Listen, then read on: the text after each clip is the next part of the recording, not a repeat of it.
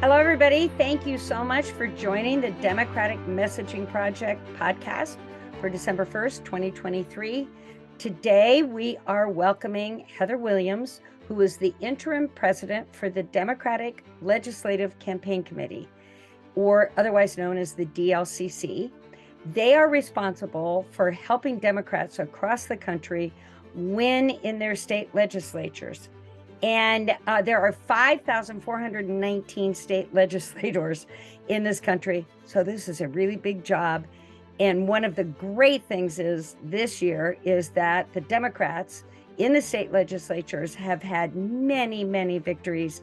And the latest big one was November 7th of 2023, when the Virginia State House flipped back to blue. And we also kept the state Senate. So, Heather Williams, it's so good to meet you and have a chance to actually talk with somebody who is working to make our state legislatures function in a truly democratic, both with a small and a capital D. You're the interim president for the Democratic Legislative Campaign Committee, or DLCC.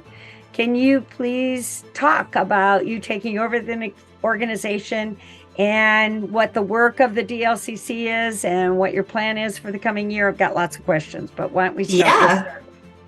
Well, let's do it. I'm very excited to be here with you. DLCC is the party committee that's responsible for state legislatures, right? So we are, looking at how we maintain the power we have, how we build more power in states across the country.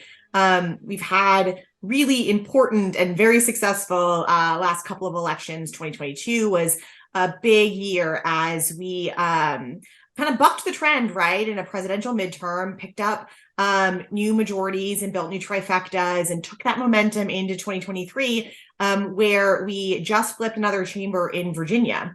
What is so, so incredible and so incredibly important about this work is, of course, it's great to have another blue legislative chamber, of course. But what it really meant, right, in Virginia is that there wasn't an abortion ban, right? The impact of what is happening in these legislatures is so great and it touches our lives so deeply that it is so much more, right, than, just winning an election. It's about what our lives look like in the states that we live. So really excited about kind of where we sit and what it means as we head into 2024. Yeah, really exciting. And could we talk a little bit about, because so many people get onto the bad news, but let's talk a little bit about the fabulous Democratic wins, including Virginia, and what the win in Virginia really signaled, in my opinion, to the rest of the United States, especially going into the presidential race this year and race for the Senate, and of course, hoping to increase the House. But the state legislatures are so important. And can you just tell us what winning Virginia and keeping one chamber, but increasing the amount of seats in that chamber in the state Senate, and what it meant to actually flip and bring back to the Democrats the House of Delegates, which is their lower house for people who don't know. Yeah, in Virginia, we talked a lot about, the stakes being voters were going to go to the polls on Tuesday. And if they woke up on Wednesday and there was a Republican trifecta, there was going to be an abortion ban, right? It was just that crystal clear. And of course, abortion is one very important issue. It is by no means, right, the only issue that our legislatures are tackling. Now what we have are Democrats in both legislative chambers and a Republican governor in Virginia. And when they go into session, right, they're able to move forward really important legislation that's going to protect all sorts of rights, right? They're going to make sure that our voting rights are protected, that abortion is codified, that we've got good wages, and they're really attending to, the issues that matter most, and they're really going to lead with their values. And I think that is so important.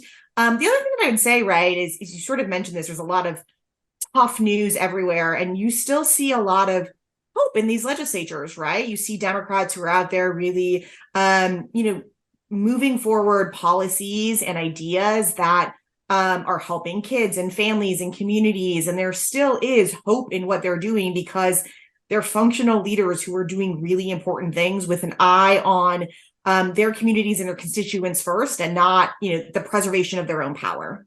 Mm-hmm. Yeah, no, it's the difference in what's happening between Republican-led legislatures and Democratic-led legislatures is really important. Let people know that don't understand what the DLCC or the Democratic Legislative Campaign Committee does and how you help to make that. And then mention other Democratic wins throughout the years in the state legislatures, because there have been more in other states as well. Yeah, absolutely. So again, we are the Democratic Party Committee for this ballot level, which means that we are a true partner to candidates and campaigns and partners in states, making sure that we've got very well run programs, that we are reaching the voters that we need to reach to, and that we are resourcing and funding these races to the best of ability so that we can win. When we start a cycle, we are really looking at the map to identify where the key places are that we either need to hold on to our Democratic power. So this cycle, we think about places where we just built new majorities or new trifectas in Minnesota and Michigan, new majority in Pennsylvania. So those will be key as we think about, making sure that we're returning those majorities that have already done incredible work in the short amount of time that they've had power. And then we're looking at places. Move on just a second, because I always am aware of language that us politicos understand, but a lot of people listening to this or watching it won't. Can you explain what a trifecta is? Sure. A trifecta is the sort of pinnacle of state power. It is when you've got a Democratic governor, a Democratic state senate, and a Democratic state house. Much like what you see, when you've got Congress and the president, only in your state. Yeah. Okay, great. Thank you. So tell us what are those states? And also, one of the things that I like to also say to people, because they often don't really even know what their own state legislature does, but that the laws that come out of the state legislature are often much more impactful than what comes out of the federal government, frankly, because each state legislature can change or add or whatever what comes out of the federal government.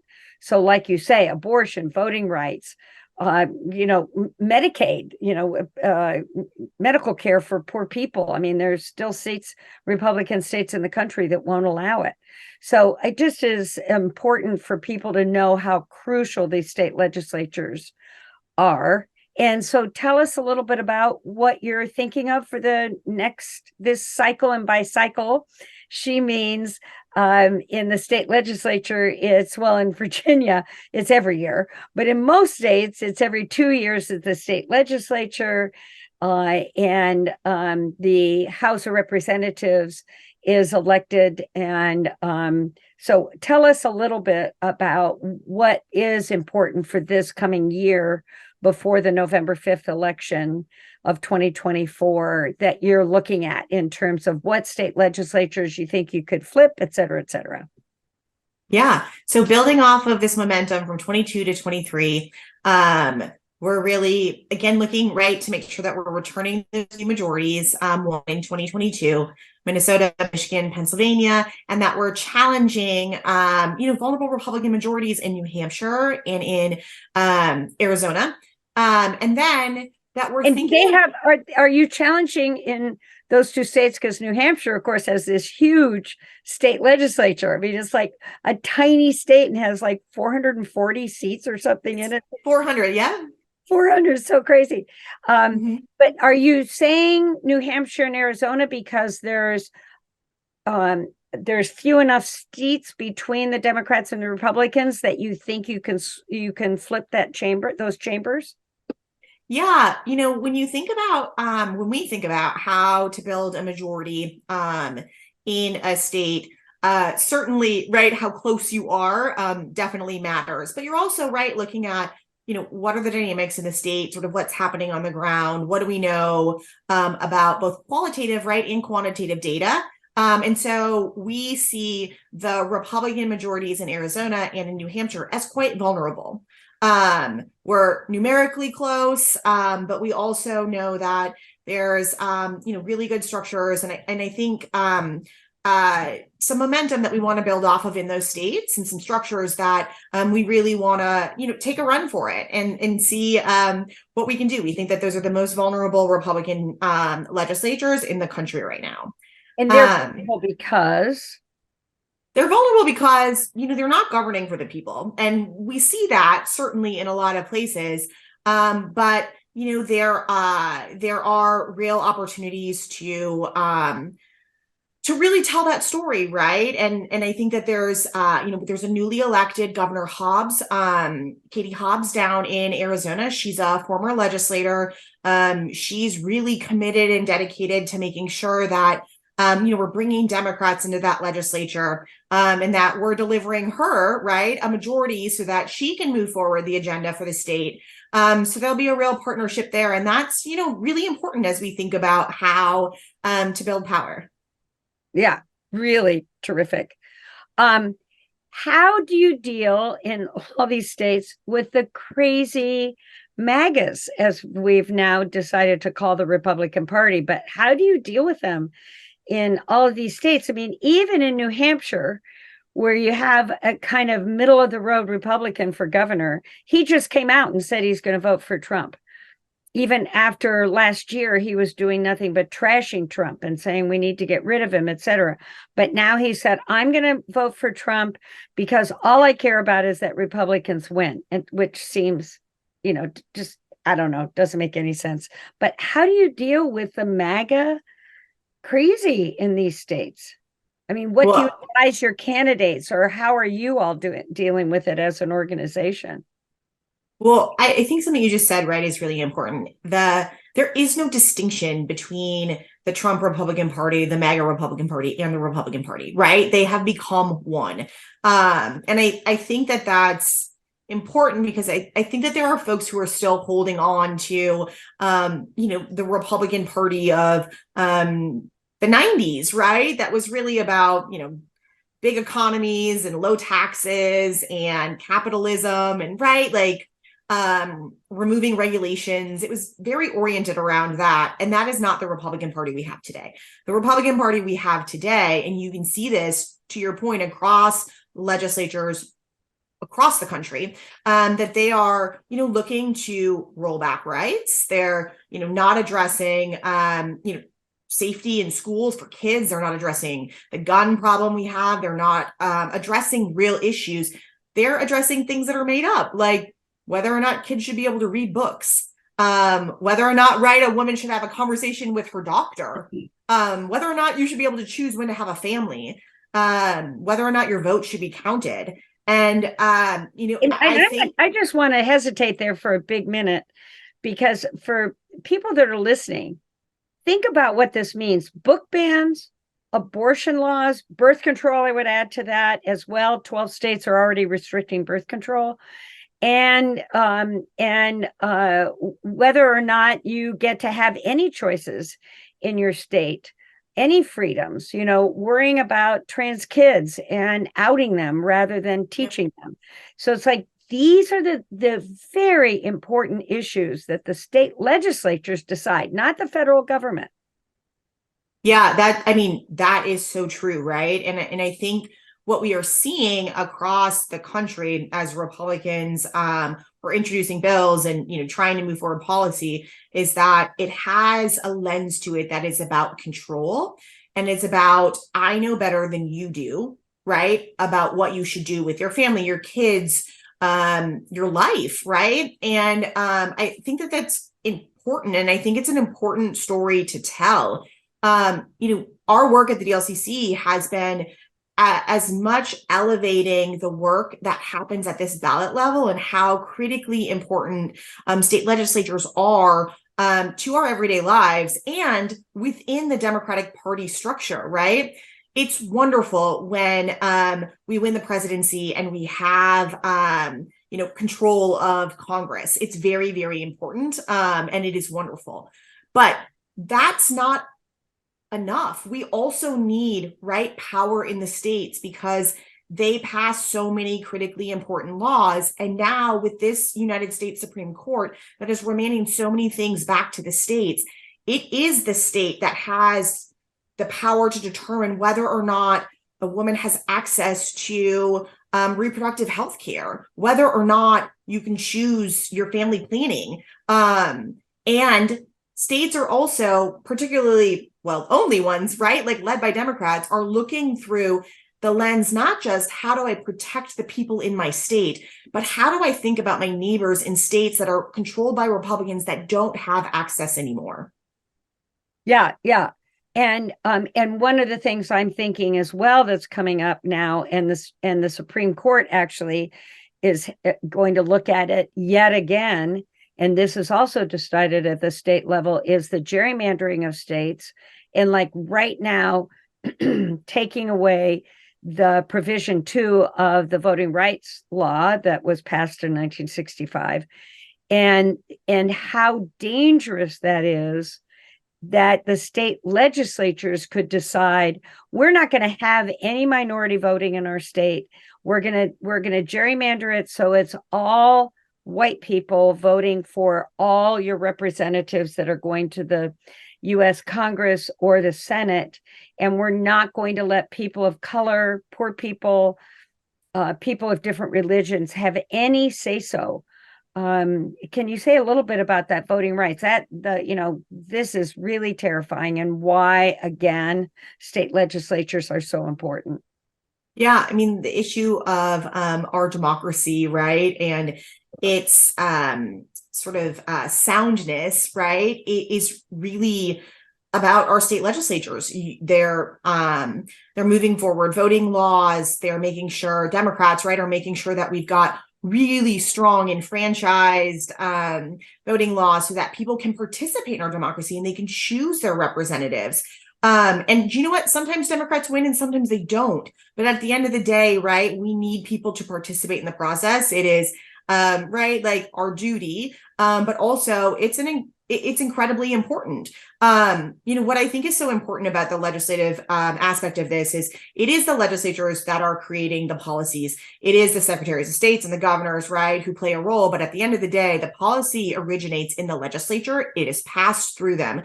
And so when you look around, you see really strong, wonderful voting laws in, Democratic states. You see, a real attention to making sure that our democracy is sound through that lens. And you see Republican states, right, making it harder to vote, rolling back those rights, slowing down the process, and really, looking through a lens of power preservation. And that's really important.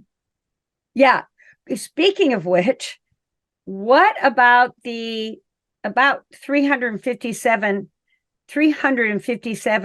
state legislators that denied that Biden won the 2020 election and have participated in doing things to undermine state elections, like doing these fake audits, doing all kinds of things to follow up on the make voting hard.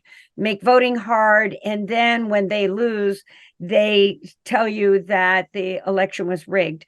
And what they've done is undermine the belief in voting. So, their biggest hope is that they can keep people from voting, which is why it's so important. But what about these 350 state legislators that in fact participated in that in many different ways, which we could go into, but we don't have time on this podcast. Yeah, no, there's a lot to unpack in that, right? One of the things as we attend to, right, putting attention on this ballot level is, thinking about not just telling the story of really incredible people who are raising their hand to run for office and the Democrats, right, that are building new majorities and doing incredible things, but also shining some spotlight, right, on what is happening within the Republican Party. For a long time, I think that people looked at legislatures as sort of the laboratories, right? It's where you test policy and it's where you saw kind of ideas start. And then they'd work their way right across states. And then suddenly, right, you kind of see them years later in Congress. That still, I think, is true, but there's so much more of a spotlight on it that it is not quite as sort of quiet, if you will. And, we saw Republicans at the insurrection. We saw, right, these election deniers. And we've really strived to tell that part of the story as well. These are not just people who don't have any power, who don't have any say in the process. These are elected officials, right, that are going out against. I know, it's just unbelievable. Terrible. I mean, they were elected, and did they think they won, but not really? It's like they won. They were the only people that the election really worked for. I mean, it's just bizarre. They were elected through this same process. Well, and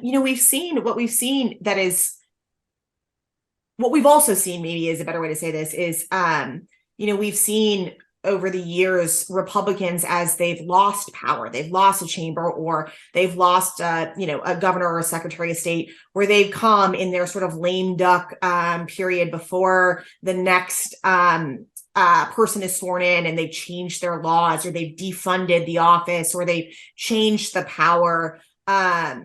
In North Carolina, earlier this summer, there was a party switcher that gave Republicans a supermajority, which meant that they could override the governor's veto. The governor in North Carolina is a Democrat. The Republicans now, right, have a supermajority in both of those chambers. So the governor lost that power to veto, right? The first things that Republicans did with that new power was an abortion ban. And then they passed through a list of policies that, changed the way people interacted with government. So they looked at their voting laws, they looked at their redistricting laws, they looked at their open record laws, and they made it all tighter and more powerful for them.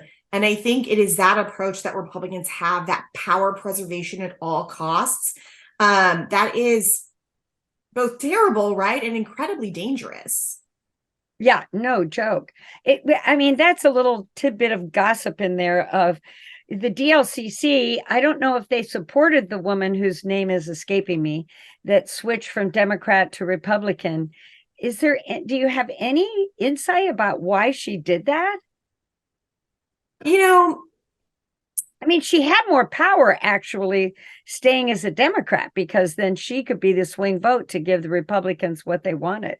Anyway, it's kind of scary that she would. Yes, it is. And it is very unfortunate, because the people of North Carolina, right, the 8 million people, I think it is, they lost access, right, to a right that they had before. The stakes are very real. And I think what cannot be understated is how close these legislatures are, even where, right, like we have power, or we picked up new power, Virginia, Michigan, Minnesota, Pennsylvania. These are still very small margins, meaning we don't have a lot more Democrats, right, than the majority line itself. And it is both important that they are using the power that they have to deliver on the promises, right, that they made to voters, but also recognize that power is fleeting, and that we're going to have to work really hard to make sure that we're returning these majorities and telling the story of their incredible efforts and what they are doing on behalf of their communities across their state, because it matters. Yeah, it matters. And as we just saw in Louisiana, that sheriff that won by one vote, it's like every vote really counts. And that happened in Virginia, and it's happened in other state legislatures as well. Yeah, that's such a great point. I just wanted to mention that I've worked with the DLCC before. Here's our T-shirt. I'm going to move my thing. I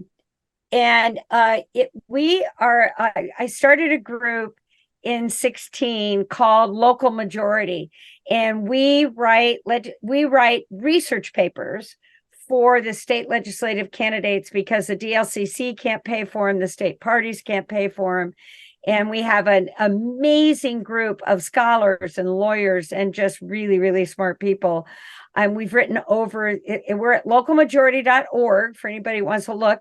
We've written 300 research papers in different legislative cycles. We've worked the most in Virginia, but also in Arizona, Minnesota, Michigan, Pennsylvania, and Florida. Sadly, we, didn't flip that, but all the rest, Virginia, Minnesota, Michigan, and Pennsylvania all became Democratic trifectas. So, well, Pennsylvania is not exactly yet. But it's those kind. I think it's important for people to understand there's lots of ways that you can help.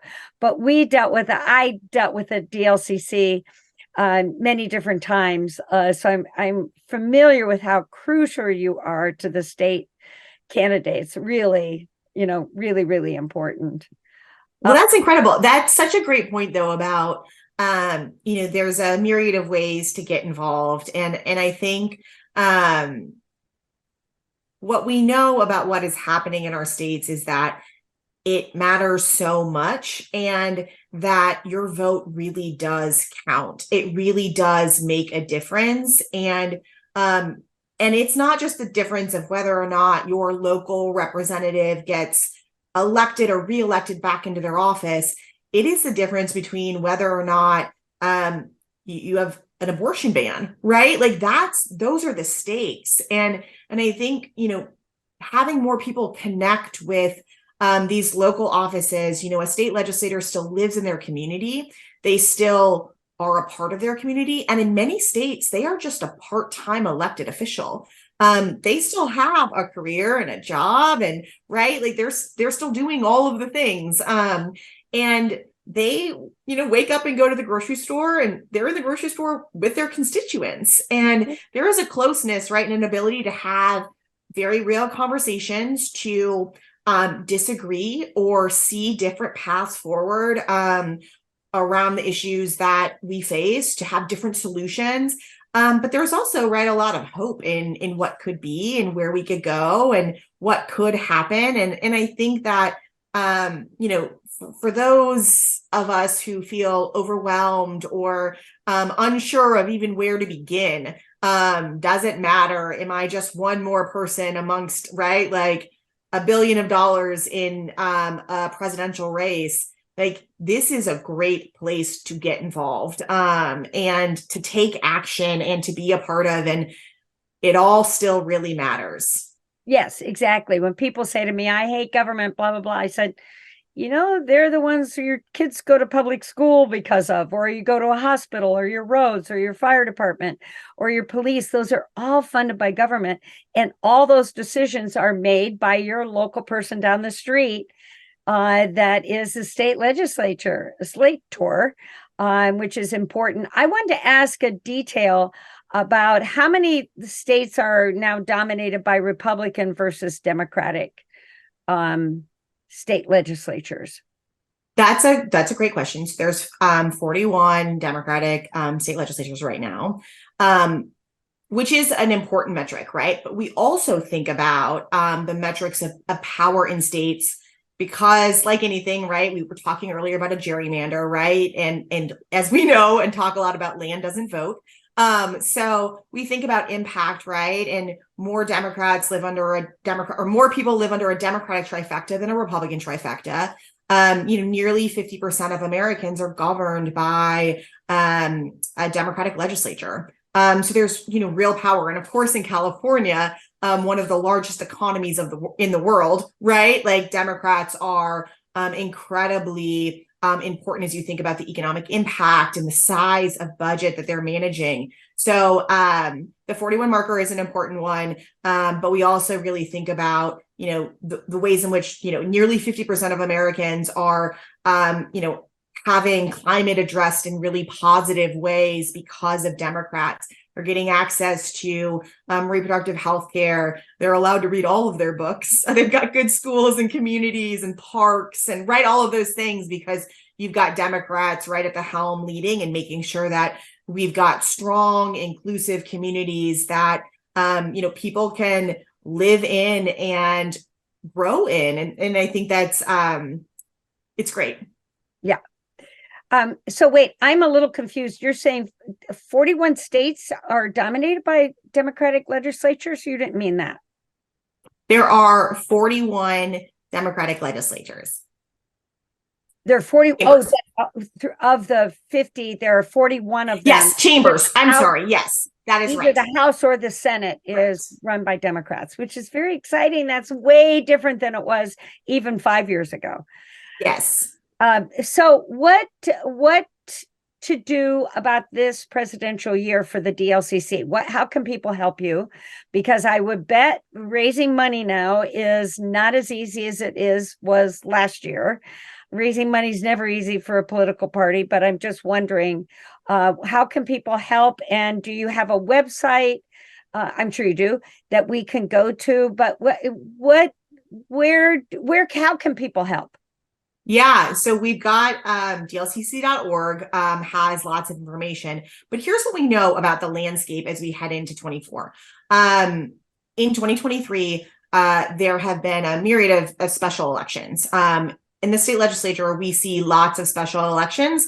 There are more than 7,000 elected officials at this ballot level. And as you can imagine, in many places that are part-time, right, you see people kind of come in and out on a regular basis. Democrats have been. I want to interrupt for just 1 second. Mm-hmm. Texas, with this huge multi-billion-dollar state budget, they only meet every other year. I mean, it's like insane to me that something with that level. And so the governor in the state of Texas decides most laws. So at any rate, I just wanted to throw that out, that people don't know that some of them are part-time. Some of them are, I mean, like, what is it? Michigan or Pennsylvania is more full-time. But I just think it's important for people to know what you just said about part-time. Yeah. And so we like to say inside DLCC that if it's a Tuesday, there's an election, right? Which is sort of a quick way to say that there are, right, state legislative elections nearly all the time. That also means, right, that we have a good pulse on what's happening. And this year, we saw Democrats overperform by an average of 7% in all of those elections throughout this year. And then, of course, right, we won in November. Everywhere we contested, we picked up seats in New Jersey. As we said earlier, right, a new majority in Virginia, along with holding the Senate there. And those are important as we think about the ramp up into 2024. We've got really good on the ground metrics, right, that say Democrats are still willing to show up. They still care deeply. The issues that we are talking about matter to people. They're motivated by them. And they're really connecting to the impact that states have on them and really connecting to the power of this ballot level. And so one of the challenges, as you could imagine, in a presidential year is that there's so much activity that you're constantly trying to figure out the best way to communicate your message and to tell your story. And one of the things that we know is so critically important is that legislative candidates are in their communities talking to real voters, they're door knocking, they're making phone calls, and they've got, right, a team of people who are supporting them and helping them with that. So we think about, just making sure that we're, sort of a constant presence, that people see what a functioning democratic government looks like, that they see what a functioning government looks like, right, because they've got Democrats, that we're having open conversations about the issues that matter most. And that, we're really thinking about, how to talk to voters and what modes of communication, right, are most effective. Yeah. Yeah. Oh, that's great. So anything else that you want to say either about your role and how great that we have a good interim director such as yourself? And do you want to say anything more about that you want to make sure that people listening and watching this podcast understand about what you're doing, what you're up against, and what you need? Yeah, I don't think I can stress enough how incredibly impactful it is to get involved with your local officials, right? And to volunteer for those campaigns and to advocate, right? As you're maybe at the state party and you may be volunteering or doing postcards or knocking doors, that you look to make sure that your state legislative candidates are on the material, right? That we're representing them in every way that we can. We know that these races are won and lost in these communities. And the more people that get involved, the more we tell the story of how incredibly important this ballot level is and how impactful the state house and the state legislature is on our lives. And really think about it, not just we need the president, but we need the president and we need our state house. We will all be better off for it. Yes, exactly right. And when you say ballot level, I want people to understand what she means is don't just vote for the first thing on the ballot, vote all the way down the ballot. The whole thing. Your state legislative candidates and also for your city groups that are running your life. They're running your life for the school board. All of these things. So when she says this ballot level, she means read down past the president, y'all. Go all the way down through the ballot, and especially with the state legislatures. So that's right. Thank you so much, Heather, for being Thank you. on. It was a pleasure. Yeah. Anything else that you want to say before we stop for our No. We're good. Thank you so much. Yes, and we'll get your your website on there and any other way that you think it's important for us to reach you all, and so that we can let people know on a visual level as well how to find out about the DLCC. And like she says, people, you'll be amazed at how few people participate with their state legislative candidates that are doing so much. If you go to their office, they're going to be thrilled. If you call their office, they'll call you back. If you send them an email, they will email you back. They're thrilled to have people in the community help them out. That's exactly right. Yes. Well, thank you very much, Heather. And good luck with this year, and Democrats. This is the rolling billboards we sent around in all the states we worked in. Democrats, get off your donkey. You could use another word for that, and vote. Register to vote. Get out there and vote. That's what's crucial. Thank you very much, Heather. Really appreciate it. Thank you. Okay, folks, let's go over what we just heard from the head of the Democratic Legislative Campaign Committee, Heather Williams. And she told us about how important the state legislatures are. There are currently 99 state legislative offices because Nebraska has only one. Nebraska only has the Senate, the state Senate. And so it's important that we look at, if there's 99, that means 58 are run by Republicans and 41 are run by Democrats. So we have our work to do. Even though this year, in every special election, Democrats actually won. And I think it's really important for us to understand that. So what that means is in the state legislatures, what is being decided is really all of your rights. Yes, the federal government gives you some of the rights, but what really is more important is your state legislatures. Because I'll give you an example. The state of Texas, one of our favorites, is run entirely by Republicans.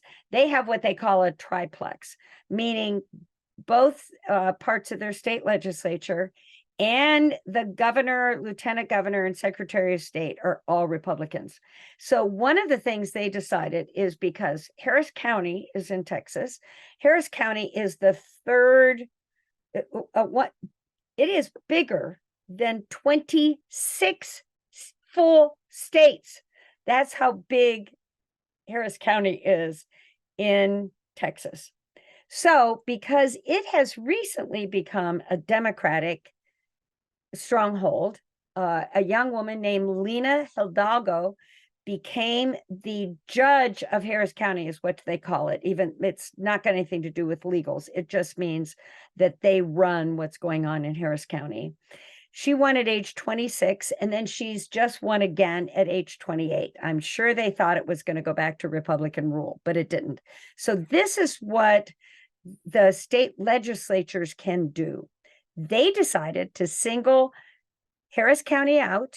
Harris County can now no longer run their elections. They are now going to be run by the very Republican state of Texas, even though it's the only county in Texas that is going to be run by the state instead of by the county. Because what they didn't like is that Harris County made 24-hour drive-through voting. Was just never heard of before. And of course, what that meant is thousands of people voted that wouldn't normally vote. They could get in the car, go get their fast food, drive through the drive-through and vote.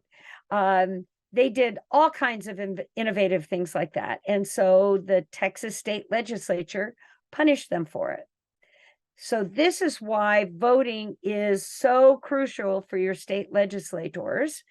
And in more than one state, people have won or lost by one vote, and that can mean a lot.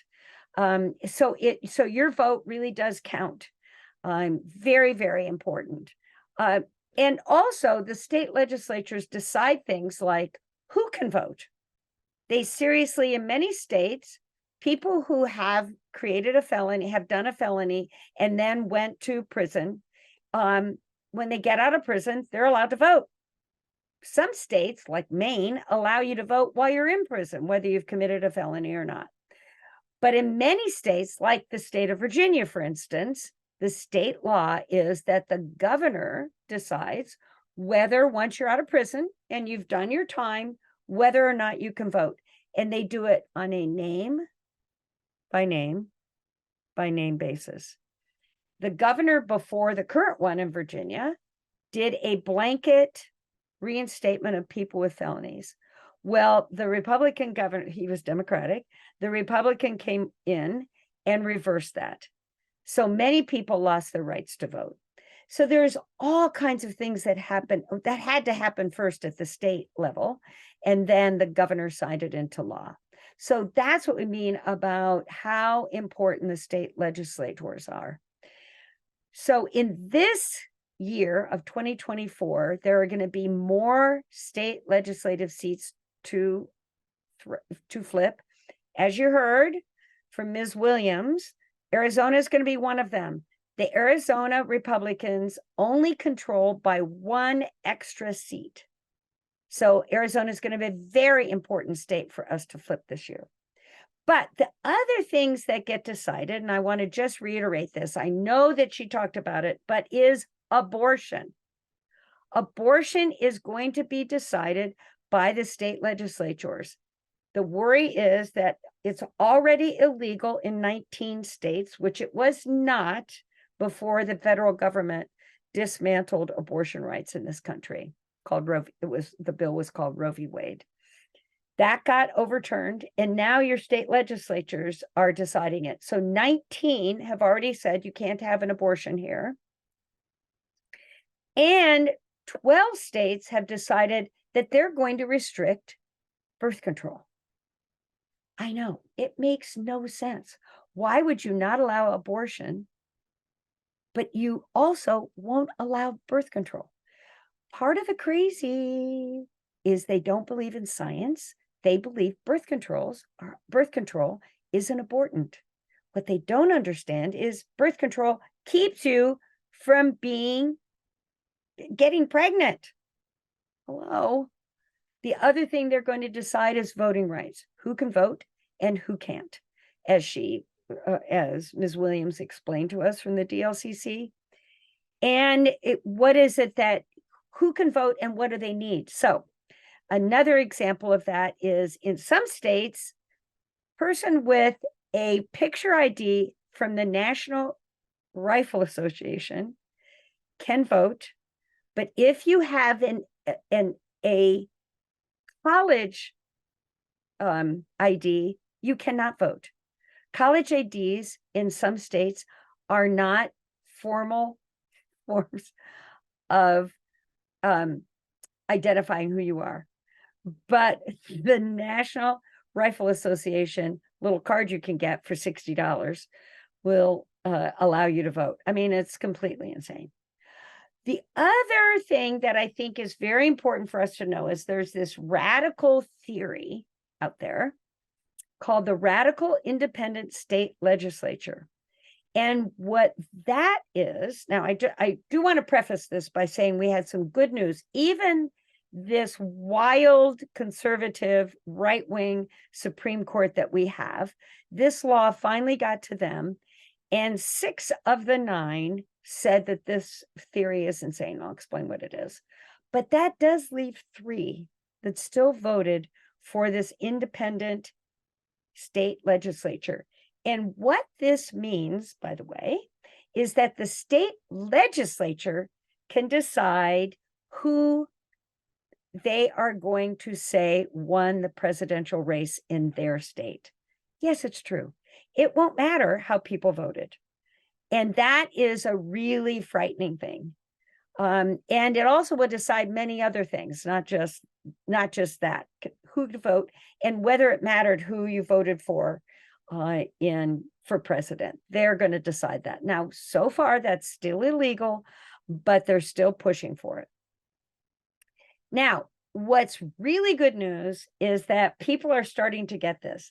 So there were many laws that restricted voting in the states this year. And that was really frightening. But what's really good news is that there were 53 53 laws that came into effect that made voting even better. Many states decided to not have early voting, or that you could send you could vote by mail. Many states eliminated all of that, eliminated the drop boxes where you can just drive by and throw in your mail-in ballot. Many got rid of that, but many pro-voter laws happened in 2023 as well. And at least half the states, again, if we look at 41 state legislators were dominated by Democrats, and I can tell you that's who made these things happen. At least half the states had at least one expansive voting law voted into law this year. So, and that is really good news, because the more people understand what state legislatures do, the more people vote, the more people stay informed, the more that we can stop egregious laws from happening. Some of the egregious laws that are happening is stopping what we call direct democracy, meaning in most states, you can put a ballot measure on, which means many states did that with abortion. Ohio did that with an abortion ballot this year. And the Republican legislature in Ohio, for instance, what the ballot measure was to make abortion access and rights part of the Ohio state constitution. So what the Republicans did to try and circumvent that was say, have a vote on that any state ballot had to be decided by 60% of the people. There's not a state, even in groovy California, you could not pass anything, I promise you, with 60%. So the people came out and voted against that, and they were able to get their ballot measure on. And just in November, Ohio voted to make abortion a right in their state constitution. But many states are limiting these ballot measures that you can put on. They're making them impossible to collect enough signatures. They're making them impossible to be able to get people to vote. They make the language very confusing, like in Ohio, for instance. This is a great example, again, of the people who voted to say you can't make it be 60%, that was a no vote. You had to vote no to say you didn't want it to happen. But then when the actual abortion ballot came up in November, they said you had to vote yes. And they did that on purpose to confuse people. So these are the kind of dirty tricks they're doing with the state legislatures and with the help of the secretaries of state in states which normally decide how people vote. So another one is that several states in the state legislature took steps to provide legal protections for people who work to do the actual voting on voting day, or to work on early voting, etc. Because you may know what happened when people decided that there was a big lie and people cheated. There were poll workers, people who have just done this for years, and it's always volunteer or very inexpensive pay, that many were threatened, their lives were threatened because people went around lying and said that the election was stolen. The 2020 election wasn't stolen. There were 62 older than most people listening to this laws that were tried in the state courts all around the country, even in front of Trump right-wing extreme judges. None of them won. The election was not stolen in 2020. So really, really important for us to understand that and to make sure that we work in this. So there are, let me see, what else was I going to talk about? Oh, just the power of your vote. So your vote is going to be very, very, very important. And don't just vote on one issue. The other things that these state legislatures are doing is doing book bans. Some of them are doing book bans. Very important for you to get out there and vote for the school boards that are not going to do book bans. It's another important thing to get out there and vote because of the fact of climate change. State legislatures, this is what I want to say about the federal government can't do everything, and the state legislatures have to do it. So for instance, climate change and fixing and helping climate change. So one of the things that happened is the Biden administration passed all these laws, giving money to the states to work on climate change and helping to ease what is happening in the states. Many states won't spend the money, if you can believe it. They will not spend the money. So this is another reason why state legislatures are crucial. Another one is Medicaid expansion. For those of you who don't know, Medicaid is for people who make very low income or no income. And that there are many states that will not pass Medicaid expansion. Dig this. The federal government pays 95% of the fees for that. They're asking the states just pay a little bit to help people. Like in North Carolina, just this week, they passed a law, and now 400,000 people in North Carolina are going to get Medicaid expansion. So these are really, really important things for you to consider when you're doing your voting, and vote all the way down the ballot because your state legislatures really matter. So thank you for listening to Joe Ranty rant on, this time about state legislatures. And I want to thank my local majority team that's written papers for the state legislatures in 7 states. We've written over 300 papers. We give the research to the state legislators and the people running for those offices so they know the issues that are going on in their state. So vote for state legislatures that are Democrats. Vote for Democrats up and down the ballot. Vote for Biden. Vote for Harris. Thank you very much.